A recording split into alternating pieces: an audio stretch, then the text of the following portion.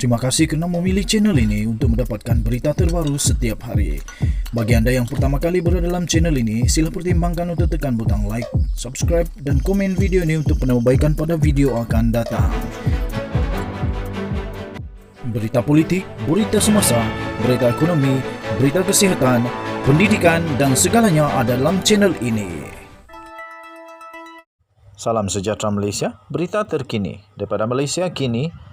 Lim terkejut kerajaan Muhyiddin hidupkan semula projek terpalit skandal era Najib Razak.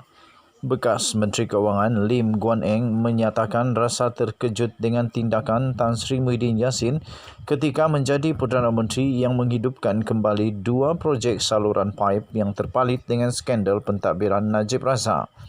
Ia berkaitan dengan projek saluran paip pelbagai produk petroleum MPP dan saluran paip gas Trans Sabah TSGP dikendalikan Suria Strategic Energy Resources Sdn Bhd SSER, anak syarikat milik penuh Kementerian Kewangan MOF. Kedua-dua projek ini adalah salah satu skandal kewangan paling tidak masuk akal dari pentadbiran Najib kerana SSER telah membayar ringgit Malaysia 8.3 bilion atau 88% daripada 9.4 bilion nilai pembinaan projek tersebut. Walaupun penyiapan kerja berperingkat yang belum diaudit hanya pada tahap 13%, kata Lim Guan Eng dalam kenyataan pada hari ini.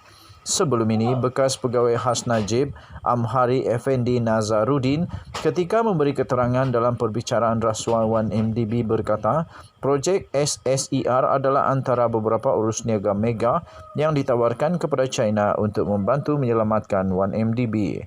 Ia di tengah-tengah hutang 1MDB yang kian meningkat, yang didakwa pihak pendakwaan sebagian besarnya diselewengkan Najib dan sekutunya.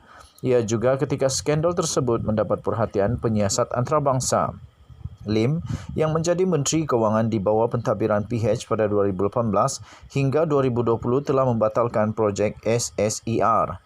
Lim juga mempersoalkan mengapa Muhyiddin menghidupkan semula projek tersebut tanpa mengambil tindakan terhadap pihak yang terlibat. Persoalannya, mengapa Muhyiddin Yassin tidak mengambil sebarang tindakan terhadap pelaku kesalahan kewangan yang luar biasa dan besar ini yang membayar berbilion ringgit untuk kerja yang tidak disiapkan dengan 88% pembayaran untuk 13% kerja, kata Lim Guan Eng. Tambahnya lagi, walaupun kerajaan sebelumnya telah memutuskan untuk menghidupkan kembali dan meneruskan kedua-dua projek tersebut, mereka yang terlibat dalam mengkhianati kepentingan kewangan negara tidak boleh dibiarkan terlepas tanpa hukuman, katanya lagi. Penerusan semula projek itu diketahui setelah Menteri Kewangan Tengku Zafrul Abdul Aziz mendedahkannya dalam satu jawapan Parlimen kepada Ahli Parlimen Kota Kinabalu Chan Fong Kin ketika sidang Dewan Rakyat baru-baru ini. Zafrul memegang jawatan sama ketika pentadbiran Muhyiddin. Dalam pada itu, Lim menggesa Perdana Menteri Ismail Sabri untuk memberi penjelasan berkenaan perkara itu.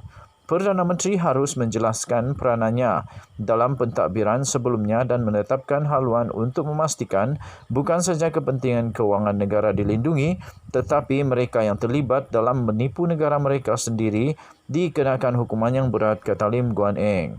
Tambahnya lagi, kegagalan untuk berbuat demikian akan menunjukkan Ismail tiada beza dengan bekas Perdana Menteri sebelum ini yang menutup mata dan bahkan berusaha untuk menutup jenayah kewangan seumpama itu, katanya lagi dalam kenyataan itu. MPP membabitkan projek saluran paip petroleum pelbagai produk sepanjang 600 km yang menghubungkan Melaka dan Port Dickson, Negeri Sembilan ke Jitra di Kedah dengan kos 4.53 bilion yuan dan ringgit Malaysia 2.53 bilion atau kira-kira 5.35 bilion. TSGP pula adalah pembinaan saluran paip gas 662 km dari terminal gas di Kimanis ke Sandakan dan Tawau di Sabah dengan kos 3.08 bilion yuan dan ringgit Malaysia 2.14 bilion atau kira-kira 4.06 bilion ringgit Malaysia.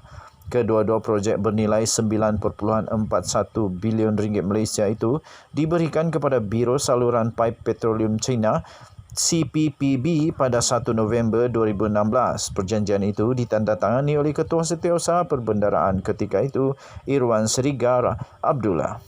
Sekian berita, salam sejahtera Malaysia. Kita jumpa lagi. Bye-bye.